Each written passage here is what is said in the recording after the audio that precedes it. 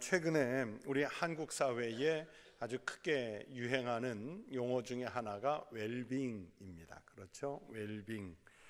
그런데 우리는 보통 웰빙 그렇게 말을 많이 하는데 그 웰빙이라는 말에 대해서 제일 먼저 떠오르는 건 뭐냐면 건강의 문제부터 생각합니다. 어떤 음식을 먹을까? 어떤 공기 속에 살까? 어떤 주거 환경에 있을까? 이런 그 신체적 건강, 이것을 보통 웰빙에 연관시켜서 생각하는 경우가 제일 많습니다. well, 그것은 잘, 좋은 이런 뜻을 갖고 있고, being, 이것은 존재, 이것을 얘기하는 거죠. 그러니까 원래 well-being 그러면 사전을 찾으면 아름답고 풍성하게 존재한다. 우리는 보통 그렇게 사전적 해석을 합니다. 그런데 영어로는 well-being 하는데 성경 속에서 이 well-being과 가장 비슷한 어감을 갖고 있는 게 뭘까? 구약에서는 샬롬이라는 용어를 찾아낼 수 있겠고, 신약에서는 같은 뜻을 가지고 있는 에이레네라는 단어를 찾아낼 수 있습니다. 샬롬이든 에이레네든 같은 뜻을 가지고 있죠. 우리말로는 보통 평화, 평안, 안정 이런 뜻으로 해석을 합니다. 그러나 샬롬이 됐든 에이레네가 됐든 거기에는 아주 본래 심오한 뜻이 있습니다. 왜 제가 웰빙과 연관해서 샬롬과 에이레네를 말씀을 드렸냐면, 우리의 삶과 그 관계된 모든 영역에서 질서와 생명, 기쁨으로 충만한 상태로 존재하는 것이 샬롬이고, 그것이 에이레네입니다. 그렇기 때문에 우리가 알고 있는 웰빙이라는 것이 그저 단지 신체적 건강만이 아니라 바로 샬롬과 에이레네가 가지고 있는 그 웰빙을 오늘 우리가 필요로 하고 있습니다. 이것이 다시 말하면 내가 살고 있는 모든 삶과 관계된 모든 영역에서 질서가 잡혀 있고 생명력이 있고 기쁨이 충만한 상태로 존재하려고 하는 것, 이게 바로 웰빙의 진정성 아니겠습니까? 우리 20세기에, 그러니까 지금은 21세기지 않습니까? 20세기에 교회의 화두는 뭐였냐면 교회 성장이었습니다. 성장. 그래서 교회 성장의 세계적인 모델로 우리 한국 교회가 늘 꼽혔습니다. 그래서 한국 교회가 아주 급속도로 기적적으로 성장하는 모습이 세계 그 교회 성장학자들 또는 선교학자들에게는 기적과 같은 모습으로 투영이 됐습니다. 20세기에 우리 한국 교회가 전 세계 교회에 그렇게 세계적인 성장 모델이 될 수 있었다는 것, 이 자체가 하나님께서 우리에게 주신 은혜라고 말할 수 있겠죠. 감사한 일이죠. 그러나 21세기로 넘어오면서 이 무리한 성장 뒤에는 적지 않은 교회가 가진 역기능의 상처들이 있었습니다. 오늘날 21세기 들어오면서, 물론 20세기 말부터 그랬지만 교회가 많은 비판을 받는 그런 형편입니다. 교회들이 이웃을 전혀 돌아보지 못했고 사회적인 돌봄이 매우 약했습니다. 그러면서 자연스럽게 교회라고 하는 그 이 땅에 하나님의 그 선교적 모형이어야 할 교회가 신뢰도가 자꾸 하락합니다.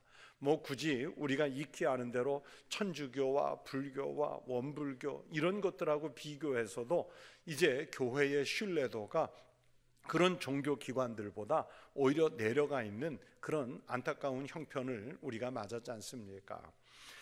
여러분, 우리가 성경 읽기를 열심히 하는데 선지서, 이사야부터 시작되는 이사야, 예레미야, 에스겔, 다니엘 또는 소선지서들 다 읽어보시면 여러분, 거기에 성경에서 말씀하는 그 말씀들 속에 보면 무슨 우리에게 재물의 복을 주겠다, 자녀 다산의 축복을 주겠다, 건강하게 살게 해주겠다, 그런 말씀들은 거의 없습니다. 성경 속에 많은 분량을 차지하는 그 말씀들 속에 보면 정의를 지켜라, 공의를 행하라 하는 말씀이 반복되죠.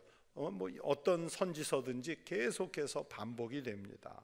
예를 들면 이런 거예요. 이사야서 55장 6절에 하나님을 만날 만한 때에 찾으라, 하나님을 가까이 계실 때 부르라. 참 요 말씀만 놓고 보면 우리가 너무 좋지요.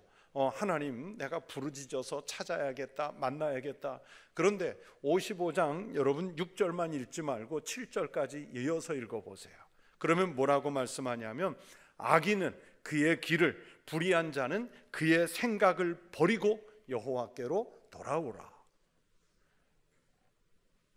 여러분, 하나님 앞에 돌아올 사람은요, 하나님을 만날 만할 때에 찾을 사람은요, 가까이 계실 때 하나님을 부를 수 있는 사람은 누구를 말합니까?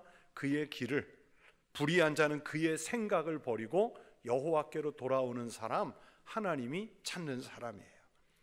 그래서 21세기에는 이제 성장 이상으로 뭐가 중요해졌냐면 성숙이라는 게 중요해졌습니다. 그리스도인들의 성숙, 이 성숙이라는 문제는 이제 교회의 건강의 문제, 다시 말하면 웰빙의 문제가 됐어요.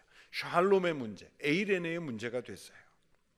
여러분, 사람들이 이 교회를 바라보면서 어떻게 생각하는가, 또 오늘날 우리 사회가 교회를 어떻게 생각하는가, 이거 참 중요한 문제죠. 그러나 더 중요한 질문이 있는데, 교회의 주인이 되시는 주님이 지금의 교회를 바라보실 때 어떻게 생각하시는가? 우리 청복교회를 주님이 바라보시면서 어떻게 생각하실까? 21세기에 지금 우리 한국교회를 바라보면서 주님은 어떻게 생각하실까? 세계교회를 바라보면서 주님은 어떻게 생각하실까? 이게 중요한 문제입니다. 주님이 보실 때 과연 우리 교회는 건강한 교회인가? 우리 교회 속해 있는 권속들 한 사람 한 사람은 과연 건강한 그리스도인이라고 하나님 앞에 인정할 만한가? 이런 그 질문을 반복적으로 해야 합니다. 요한계시록, 그 중에서도 특히 오늘 본문이 포함된 2장과 3장은요, 주님께서 직접 교회에 대한 소견을 밝히시는 말씀들이라고 말할 수 있습니다. 여러분, 1세기에 사도 요한이, 이 요한계시록의 저자인 사도 요한이 활동하던 시기에는 황제가 누구였냐면 도미티아누스 또는 도미티안이라고 하는 황제인데, 여러분, 로마 제국의 역사 속에서 우리 기독교를 가장 극렬하게 박해했던 대표적인 세 사람을 꼽으라고 하면 더 꼽을 수도 있는데, 네로 황제, 그렇죠? 네로 황제 모르는 사람 없잖아요. 또 두 번째가 바로 도미티아누스 황제, 그리고 현재 5대 현재 로마 제국에서 가장 현명한 철학자 황제였다고 하는 마르쿠스 아우렐리우스, 이런 황제들이에요. 이 도미티아누스가 기독교를 얼마나 극렬하게 박해를 했는지, 그 당시에 나중에 도미티아누스가 죽고 나서 도미티아누스, 네로, 이런 황제들은 로마 제국의 황제들 중에 가장 큰 징계가 뭐냐면 기록 말살형입니다. 그래서 여러분, 도미티아누스 황제가 있었다는 것은 알지만 네로 황제나 도미티아누스는 기록 말살형을 당했기 때문에 기록이 남아있질 않아요. 그 정도로 이제 악랄한 왕이었는데, 그 중에서도 그 자기의 가장 악랄한 그 성품을 어디에다 쏟았냐면 기독교를 박해하는 데다 쏟았어요. 그런 시대에 사도 요한이 전도 활동을 하다가 붙잡혔고, 이 요한계시록을 쓸 때 지금 사도 요한이 어디 있냐면 오늘날 그리스 영토인, 물론 터키 쪽에 가까이 가 있는데 그리스 영토인 반모섬이라고 하는 곳에 유배가 돼 있었습니다. 동굴에서 기도하던 중에, 그 유배지에서 기도하던 중에 아시아에 있는 7교회에 대한 계시를 받았고, 그 계시를 기록한 것이 요한계시록이고, 그 중에서도 2장과 3장은 7교회를 향한 직접적인 말씀을 주시는 그런 내용으로 구성이 되어 있습니다. 왜 하필이면 딱 그 7교회였을까? 이 7교회는 당시의 모든 교회의 대표적인 교회들이라 말할 수 있겠고요, 그리고 현재까지도 초대교회에서 가장 유명한 교회들이었다고 말할 수 있습니다. 그리고 또 이 교회들은 2000년 전에만 대표성을 갖는 교회들이 아니라 그 이후에 세워진 교회들, 그리고 앞으로 이 지상에 세워질 모든 교회들의 그 성격이 드러나 있는 대표적인 모습을 갖고 있는 교회들이라고 말할 수 있습니다. 2000년 전에 7교회를 향해서 주신 말씀이지만 오늘은 그래서 이 말씀을 읽고 이 말씀을 들으면서 우리 교회를 향한 주님의 음성으로 들으시기를 바랍니다. 또 교회라고 하는 공동체만을 향해서 주신 말씀이 아니라 마치 그 시대에 그리스도인들에게 주신 말씀인 것처럼 하나님은 이 말씀을 통해 오늘 나에게 무엇을 말씀하시는가, 그것을 들을 수 있는 성도들이 되시기를 바랍니다. 그 가운데 오늘은 특별히 에베소 교회를 통해서 주시는 말씀이지요. 계시록 2장 1절, 오늘 본문 1절 말씀해 보시면 에베소 교회의 사자에게 편지하라. 오른손에 있는 7뼈를 붙잡고 7 금촛대 사이를 거니시는 이가 이르시되. 그랬어요. 여러분, 여기에서 예수님에 대한 묘사가 나오는데요, 예수님을 어떻게 묘사했냐면 오른손에 있는 7뼈를 붙잡고 7 금촛대 사이를 다니시는 분이라고 묘사를 했어요.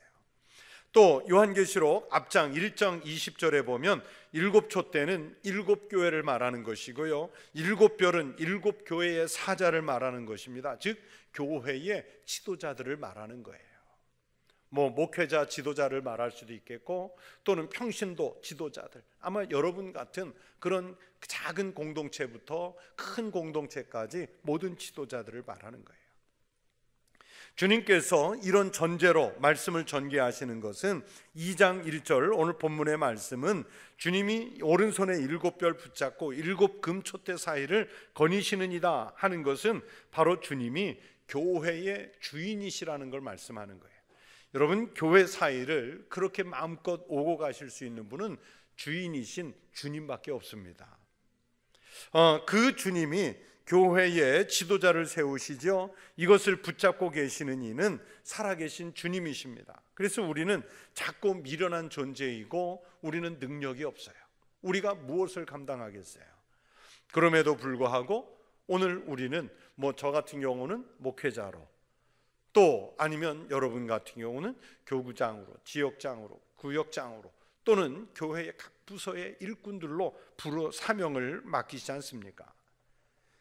우리가 원해서 된 것 같지만 아니에요. 주님이 교회를 붙잡고 계시기 때문에 그에 필요한 사람들을 불러서 세워주신 줄로 믿습니다. 그 가운데 7교회 중에 오늘 본문이 첫 번째 교회죠. 제일 먼저 에베소 교회에 이 편지를 쓰십니다. 제가 혼자 생각해 봤어요. 왜 에베소 교회에 편지를 썼을까? 아무래도 이 편지를 빨리 전하기 위해서 반모섬에서 제일 가까운 교회가 에베소 교회였기 때문에 에베소 교회가 먼저 등장하지 않았을까, 이런 생각이 들었고요. 또 그러면서 이 에베소가 소아시아 전역에서는 마치 작은 수도 같은 그런 역할을 감당하고 있는 중요한 지점이 바로 에베소였습니다. 그리고요, 이 에베소라는 도시가 리틀 로마, 작은 로마라는 별명이 붙을 만큼 가장 로마화되어 있는 그런 도시가 에베소예요. 오늘날도요, 성지순례 가서 에베소를 가보면요, 놀랍니다. 정말 깜짝 놀래요. 그 당시에 그 에베소에 도서관이 있는데 세계 3대 도서관에 꼽힐 만큼 큰 도서관인데, 여러분 2000년 전에 장서가 무려 20만 권,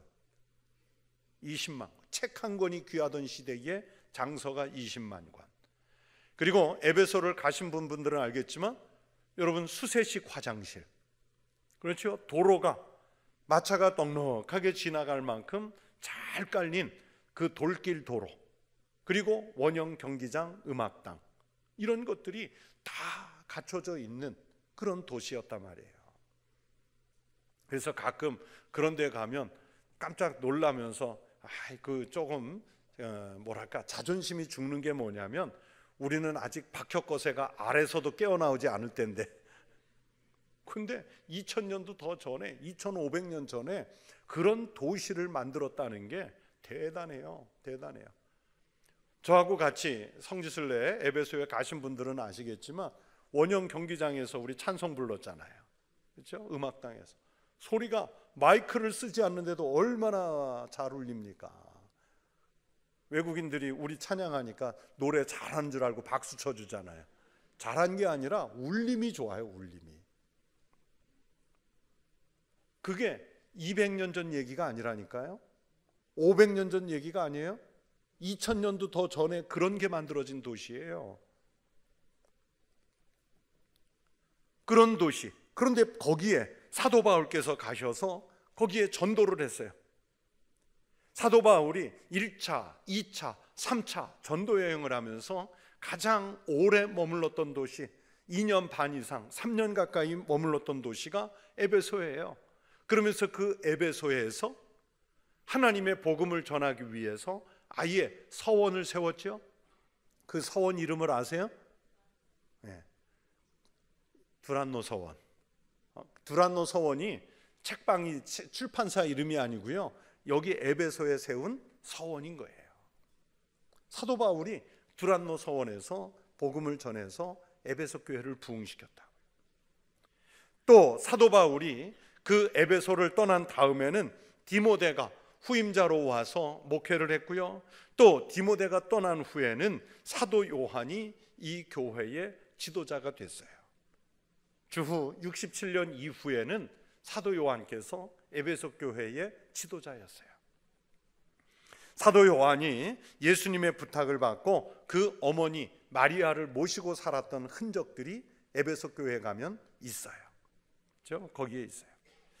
그랬던 이 에베소 교회가 오늘 본문 속에 보면 두 가지 면에서 큰 칭찬을 받죠. 여러분 이거 아주 대단한 칭찬을 주님으로부터 직접 받습니다. 뭐냐면 첫 번째, 주님을 위해서 끊임없이 여러 가지로 봉사했다 하는 것에 대해서 주님이 칭찬을 하고 있어요. 복음 전도에 열정을 냈죠. 자기들의 희생과 손해를 감수하면서 그렇게 봉사를 했죠. 오늘 본문 1절 2절에 나오는 얘기잖아요. 또 2절 말씀에 보면 두 번째 칭찬이 뭡니까? 에베소 교회 교인들이 그리고 교회 공동체가 바른 신앙의 교리를 잘 지키려고 하는 그런 모습을 보여주고 있어요. 그래서 2장 2절에 본문 2절에 보면 그 바른 신앙의 교리를 어떻게 지킵니까? 두 가지가 나오는데 2절에 첫 번째는 악한 자들을 용납하지 않았다 그랬어요. 교회에 악한 자들이 들어오면 용납하지 않은 거예요. 이 악한 자들이라는 게 무슨 뭐 살인하고 강도질하고 사기꾼이고 그런 이야기가 아니라 이 악한 자들은 누구를 말하냐면 성경에 빗대어 볼 때 윤리적으로 자질이 안 되는 사람들. 그런데 오늘날 우리 교회는 어떻습니까? 물론 교회가 뭐 그 개인의 삶을 다 통찰해서 판단하는 것은 아니지만 또 죄인이 교회 와서 회개하고 하나님께 돌이킬 수 있도록 기회를 제공한다고 하지만 여러분 우리는 오늘날 윤리적이지 않은 사람들도 교회 안에 얼마나 많아요. 남의 것 사기치고 성범죄 저지르고 또 재정사고 일으키고 또 학위를 받으면서 표절하고 목회자가 설교하면서 표절하고 교회 것 빼돌려서 자기 이익을 취하고 이런 사람들이 교회에 넘쳐나요. 그런데 에베소 교회는 그러지 않았어요.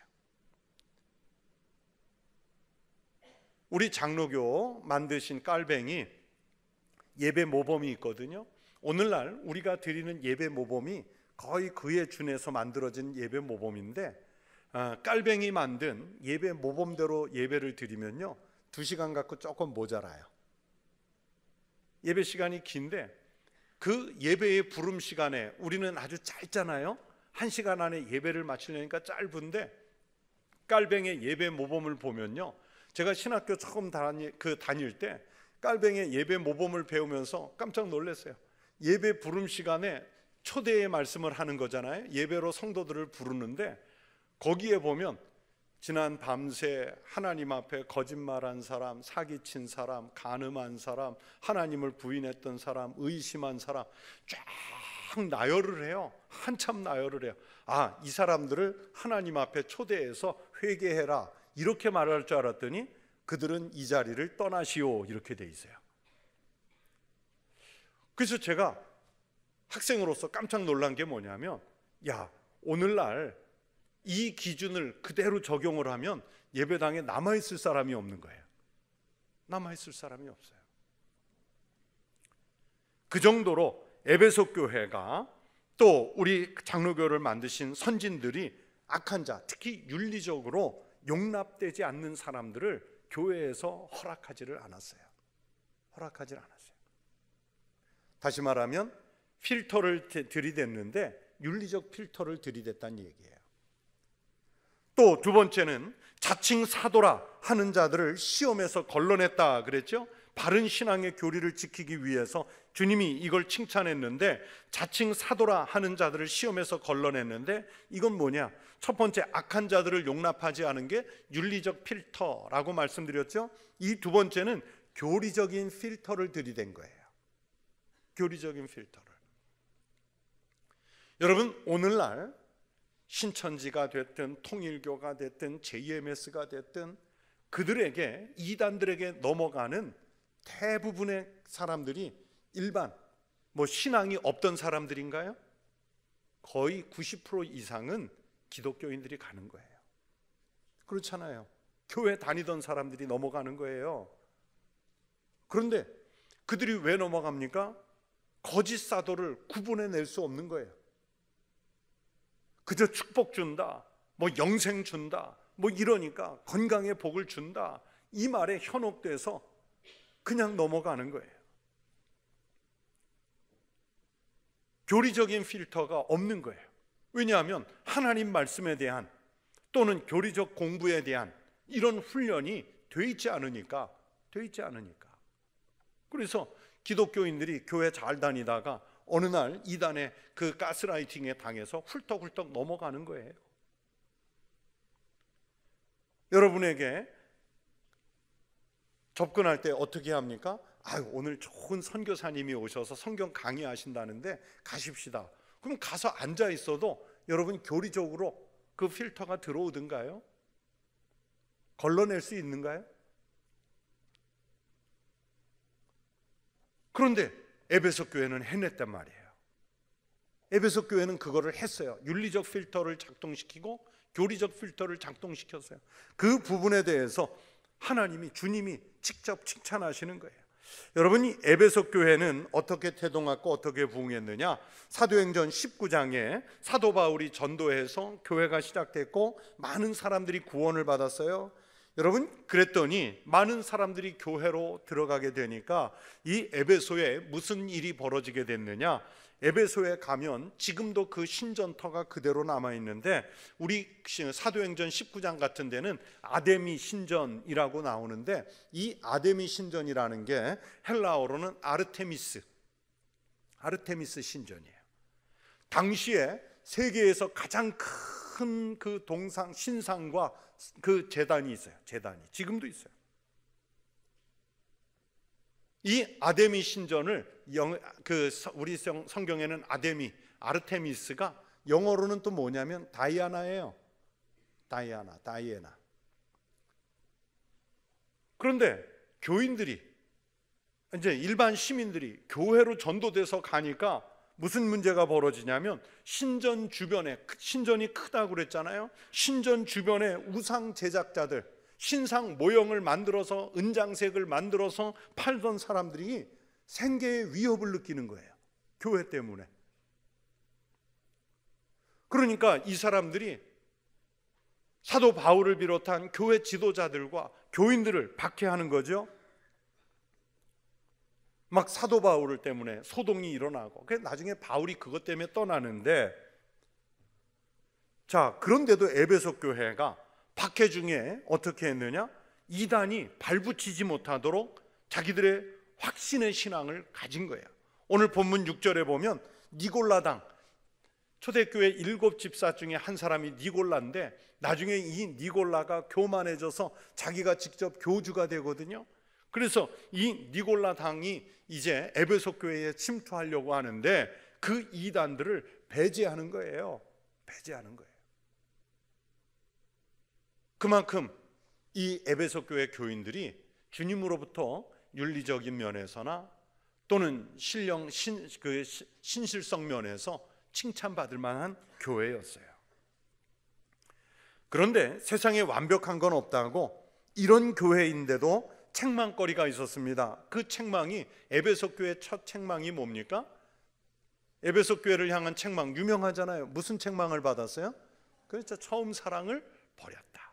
우리는 이 사랑이라고 하니까 보통 먼저 사랑, 우리가 일반적으로 알고 있는 보통 명사로서의 사랑 먼저 생각하는데 단지 그 사랑만이 아니고 이 사랑에는 열정을 포함하는 그 사랑입니다. 열정.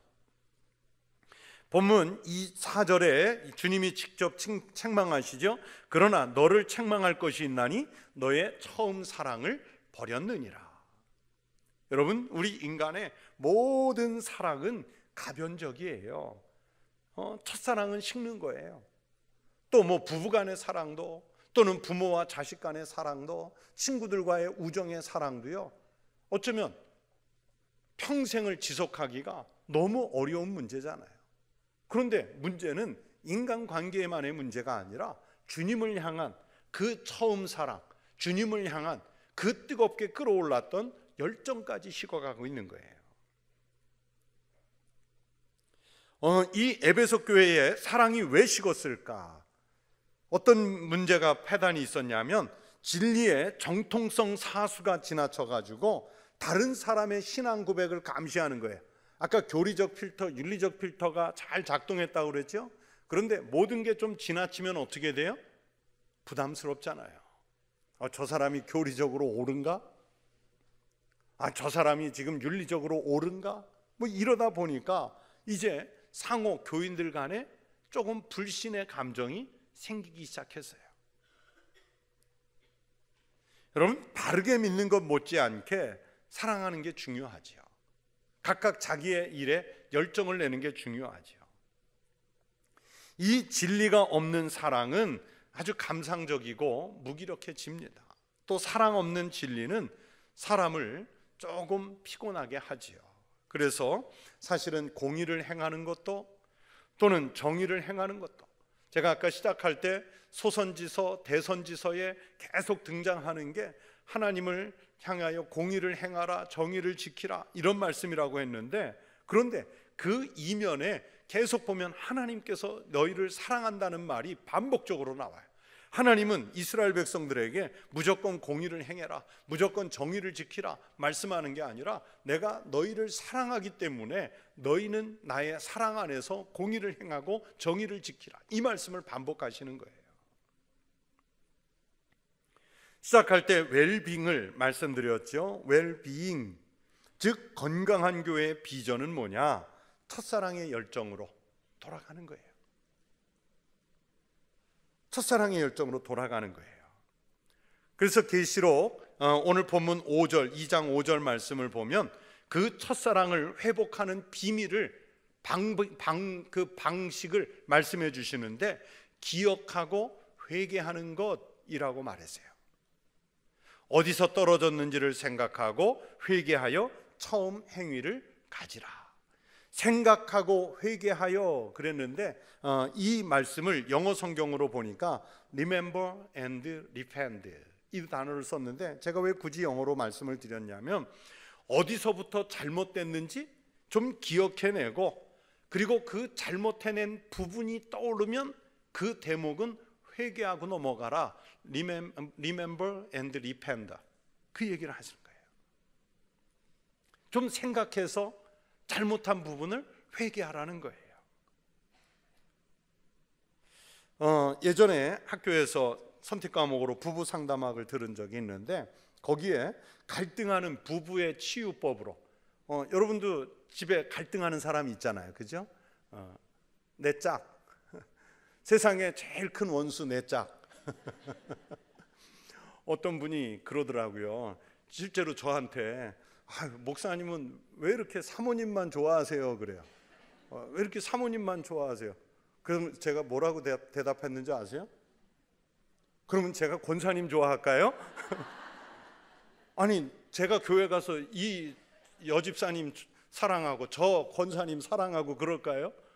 저는요, 하나님이요, 제 아내만 사랑하도록 만들어 준 거예요. 그러니까 제가 제 아내 사랑한다고 말하지 마세요. 그건 여러분 집에 가서 여러분만 사랑하도록 받을 사람한테 말하세요. 근데 이 부부 상담학에서 갈등하는 부부의 치유법으로 뭐가 있냐면 추억 여행이라는 게 있어요. 추억 여행. 처음 만난 곳, 거기를 찾아가 보라는 거예요. 같이, 혼자 가지 말고 같이. 처음 키스를 나눈 곳, 거기를 찾아가 보라는 거예요. 아니면 프로포즈한 장소, 아니면 신혼여행을 갔던 장소, 아이들과 함께 부부가 행복했던 장소, 이런 것을 같이 찾아가 보도록 그렇게 많이 권면을 합니다. 왜 처음 만난 곳, 프로포즈한 곳, 첫 키스한 곳, 거기를 왜 가보라고 할까요? 내가 여기서 잘못 만났지. 이 원수 내가 여기서 잘못 만났지. 그거 생각해서 이번에 돌아가서 내가 반드시 쳐내리라, 이러려고 가나요? 아니잖아요. 거길 왜 가요? 첫사랑의 감성을 회복하기 위해서, 기억해서 회복하기 위해서. 그러면서 어디서부터 잘못됐을까? 그 잘못된 부분을 좀 수정해야겠다. 사랑의 언약을 기억해서 좀 돌이켜야겠다 하는 마음에 그리로 보내는 거예요. 그리로 가라고 하는 거예요. 마찬가지로 여러분, 내가 주님을 처음 만난 그곳으로 여행하는 마음으로 들어가야 해요. 처음 신앙을 고백하던 때, 처음 열심을 내던 시기, 아니면 항존직 같은 경우는 처음 안수 받던 날. 저는 1995년 4월 8일, 18일 날 안수를 받았거든요. 그 안수식 날은 잊어지지도 않아요. 들은 설교 말씀도, 권면도 잊어지지가 않아요. 그날 현장 분위기도 기억돼요. 그래서 4월 달이 이렇게 되면은 내가 이달에 안수 받았는데 30여 년 전에 안수 받고 지금까지 내가 목회를 잘하고 있는가? 그 안수 받던 날에 내 열정이 과연 식지는 않았나? 이제 그런 생각들을 유독 더 많이 하게 돼요. 그러면서 내가 하나님 앞에 했던 약속과 또는 결단하던 그때를 떠올려 보는 거죠. 여러분, 처음 항전직 분자 안수를 받던 때, 아니면 또는 서리 집사가 처음 되던 때, 아니면 또는 구역장, 지역장, 교구장이 처음 되던 때, 권찰이 처음 되던 때, 옛날에는 정말 귀중하게 생각했는데 요즘은 맡길 사람 없으니까 강제로 떠맡은 것 같은 그런 느낌이 들 때도 있잖아요. 그러나 그렇잖아요. 기억해 보라는 거예요. 그리고 회개는 되돌아가는 거죠. 나의 본래 자리로 되돌아가는 게 이게 회개란 말이에요. 탕자가 회개했다 그러면 어디로 가야 돼요? 집으로, 아버지께로 돌아가는 거죠. 내가 서 있어야 할 자리로, 내가 기도하던 자리로, 내가 말씀을 붙잡고 살던 자리로, 내가 열심히 힘내서 봉사하던 자리로, 내가 하나님을 경건하게 만났던 그 경건의 자리로 돌아가는 게 회개잖아요. 회개했다고 하면서 예전에 그 자리로, 하나님의 자리로 돌아가지 않는다면 그 회개가 무슨 의미가 있겠습니까? 그리스도인들이 열정이 식는 이유는 뭐냐면 주님과의 교통을 상실하는 거예요. 에베소 교회가 아마 윤리적인 필터 또는 교리적인 필터 너무 자주 들이대다 보니까 그 처음의 열정, 사랑, 이런 것들이 자꾸만 쇠퇴해 갔을 거예요. 그래서 어느 신학자가 얘기했습니다. 교회가 무슨 큰 일을 해내는 것보다 영성이 살아있는 교회가 되는 것이 더 중요하다. 교회가 세상적으로 알려질 만한 무슨 큰 사업, 소문난 사업 하는 것보다 교회와 그 교회 속해 있는 성도들 한 사람 한 사람의 영성이 살아있는 교회, 제가 이것을 맨 앞에 시작할 때 성숙이라고 표현한 그 말씀이에요. 그 영성이 살아있는 교회, 영성이 살아있는 그리스도인 되는 것이 훨씬 더 중요합니다. 예를 들면 이런 거예요. 누가복음 10장 38절부터 42절에 그 유명한 마리아와 마르다의 비유가 나오지 않습니까? 누가복음 10장 40절에 보면요, 마르다는 예수님이 손님으로 오신다니까 마음이 분주해서요, 예수님 식사 대접해야지, 방 청소해야지, 나가서 마중이 해야지, 또 예수님만 혼자 오십니까? 제자들까지 오는데 그분들 정성껏 대접해야지. 그러다 보니까 예수님의 말씀을 듣지 못하고 일만 했어요. 그런데 보니까 자기 동생 마리아는 뭐 하고 있어요? 아주 얄밉게 예수님 앞에 앉아서 말씀만 듣고 있어요. 그러니까 예수님, 저 동생 마리아를 좀 일하는데 보내주세요. 그랬더니 예수님 뭐라 그래요? 42절에 냅둬라 그러잖아요. 마리아는 좋은 편을 택했다 그러잖아요. 저희 목회자도 마찬가지예요. 신방을 자주 하지만 신방 가서 보면요, 목사님들 신방 온다고 보면은 막 차 준비해야지, 간식 준비해야지, 때로는 식사 갈 곳 준비해야지, 그러면서 예배 드리는 중간에도요 몇 번을 일어나는 분들이 있어요. 그럴 필요 전혀 없어요. 절대 그러지 마세요. 예수님이 좋은 편을 택했다. 뭘 택했다는 거예요? 영성을 살리는 말씀을 듣는 자리를 택했다는 뜻이지 않습니까? 그래서 건강한 교회, 웰빙의 교회, 샬롬의 교회, 에이레네의 교회가 어떤 교회냐? 바로 에베소 교회를 통해 우리에게 주시는 게 뭐냐면 첫사랑의 감격이, 그 첫사랑의 열정이 살아있는 교회. 주님은 에베소 교회를 통해서 오늘 우리에게 그 말씀을 하시는 거예요. 주님만 생각하면 그 사랑 때문에 가슴이 뛰는 성도, 주님의 이름을 부르면 그 소망으로 마음이 행복한 성도. 그런데 오늘날 예수님은요 연예인 인기만도 못해요. 여러분, 예수님 이름 부르면 막 그 가슴이 뛰든가요? 막 소망으로 행복하던가요? 한 두세 주 전에 서울에 회의가 있어서 갔는데 어떤 그 장로님이 그랬어요. 목사님, 임영웅을 아세요? 그래요. 그래서 알죠. 근데 거짓말 조금도 안 하고 임영웅 노래는 딱 한 번, 딱 한 곡 들어봤어요. 그 유튜브로 제가 좋아하는 노래가 하나 있는데 보니까 임영웅이 부른 게 있더라고요. 근데 그 장로님이 중요한 얘기를 했어요. 교회에서 못 받는 위로를 임영웅 노래로 받는데요. 근데 그 이야기가 정말 많아요.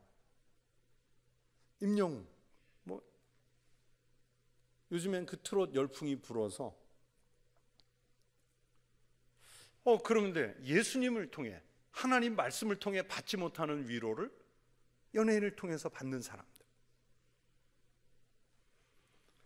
요한일서 3장 16절에 성경이 말씀합니다. 그가 우리를 위하여 목숨을 버리셨으니 우리가 이로써 사랑을 알고 우리도 형제들을 위하여 목숨을 버리는 것이 마땅하도다. 주님은 우리를 살리기 위해서 목숨까지 버리는 열정을 보여주셨단 말이에요. 그래서 우리도 형제들을 위해서 목숨을 버리는 것이 마땅하도다. 열정적인 사랑, 열정적인 신앙, 주님이 요구하시잖아요. 요한일서 4장 20절에 누구든지 하나님을 사랑하노라 하고 그 형제를 미워하면 이는 거짓말하는 자니 보는 바 그 형제를 사랑하지 아니하는 자는 보지 못하는 바 하나님을 사랑할 수 없느니라. 요한복음 13장 34절 35절에 새 계명을 너희에게 주노니 서로 사랑하라. 내가 너희를 사랑한 것 같이 너희도 서로 사랑하라. 너희가 서로 사랑하면 모든 사람이 너희가 내 제자인 줄 알리라. 오늘날 성숙한 교회, 이 모습을 가져달라는 거예요.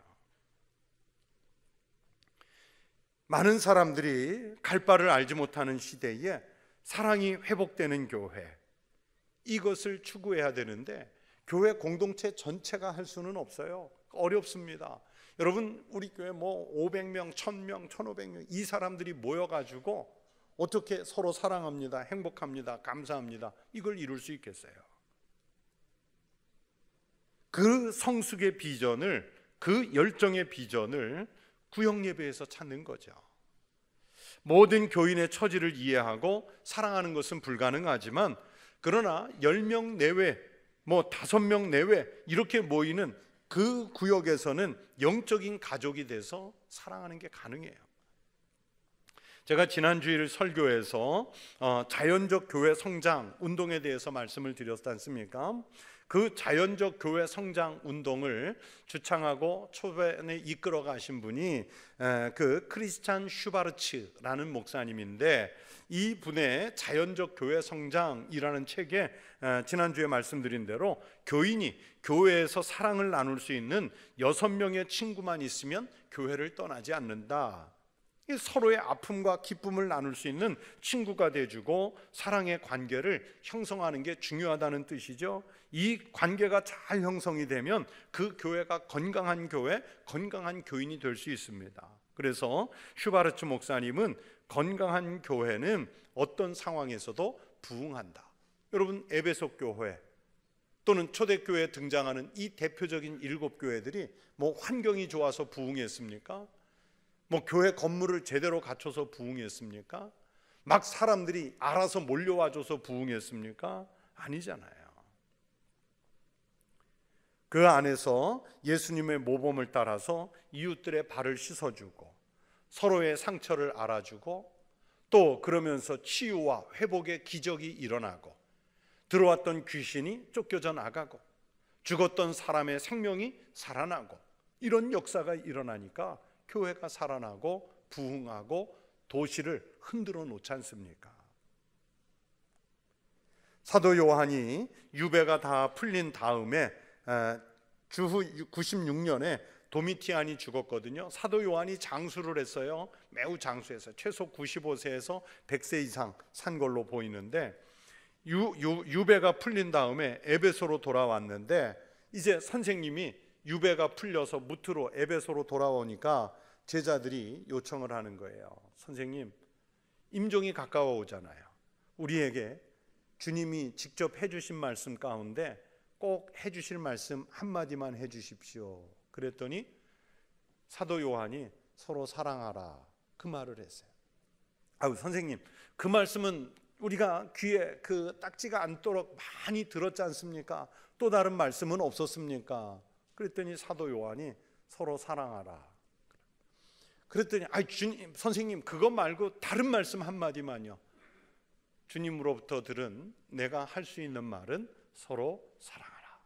3번까지 그 말씀을 했다고 그래요. 여러분, 사실은 요한 1서, 2서, 3서 또는 요한 계시록 또는 요한 복음을 보시면, 그래서 예수님으로부터 받은 사랑에 대한 말씀이 요한 서신들에 얼마나 많은지 모릅니다.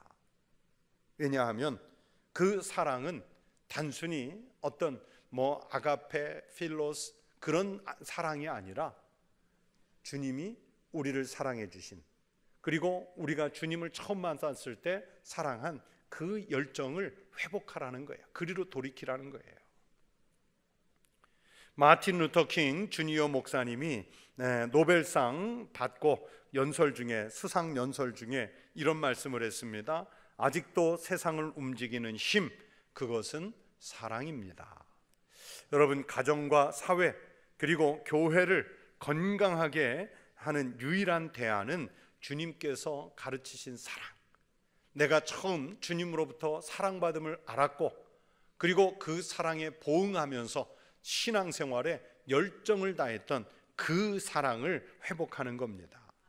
건강한 교회, 웰빙의 교회, 평안한 교회는 그래서 열정이 살아나고 사랑이 넘치는 공동체인 줄로 믿습니다. 구역에서, 지역에서, 교구에서 일하는 일꾼들이 이 막중한 사명의식을 갖고 그것을 교회로 변화시켜가는 이런 사역을 잘 감당해 주시기를 기대하고 축원합니다. 기도하겠습니다. 하나님 아버지, 감사합니다. 우리에게 예수 그리스도를 처음 만났을 때 그때의 열정, 그때의 사랑 다시 회복하게 하여 주시옵소서. 교회가 주님의 몸된 지체로서 우리가 생명을 살리고 그러면서 이 땅에 하나님 나라를 확장시켜가고 죽었던 영혼들을 다시 살려 하나님 백성 삼는 그 부흥의 역사가 구역에서부터, 지역에서부터, 교구에서부터 일어나게 하여 주시옵소서. 우리가 그렇게 교회를 성장하고 성숙시키는 일에 쓰임받는 주의 일꾼들, 사명자들이 되게 하여 주시옵소서. 감사드리며 예수님 이름으로 기도하옵나이다. 아멘.